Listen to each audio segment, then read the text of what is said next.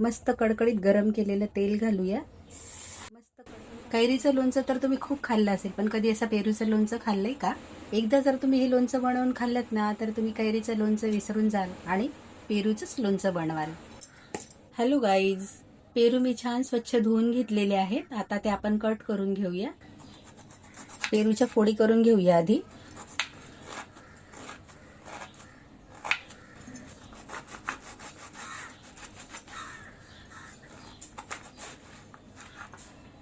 फोडींचा आकार तुम्हाला हवा तसा तुम्ही ठेवू शकता।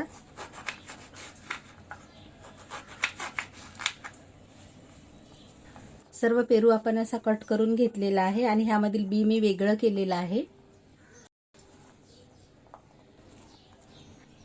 पॅन मध्ये थोडेसे मेथीदाणे घालूया, जिरे, राई, सौंफ आणि थोडी काळी मिरी घालूया, थोडेसे धने घालूया आणि आता छान हे भाजून घेऊ। छान असं हे भाजून घेतलं आहे। गॅस बंद करू आणि आता हे थंड होऊ देऊया। एका प्लेट मध्ये काढून घेऊया, मिक्सर जार मध्ये टाकून घेऊया। आता हे आपण ग्राइंड करून घेऊया। मसाला असा आपण हा ग्राइंड करून घेतलेला आहे। पेरूच्या फोडींमध्ये आपण लाल तिखट घालूया, हळद घालू, मीठ घालू, हिंग घालूया, तयार केलेला मसाला घालूया।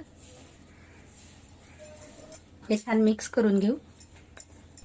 अगदी चटपटीत आणि झटपट असं आपलं हे लोणचं तयार होतं। कैरीचं तर आपण खूप वेळा खातो, पण कधी अशा प्रकारे तुम्ही पेरूचंही करून बघा। मस्त कडकडीत गरम केलेलं तेल घालूया।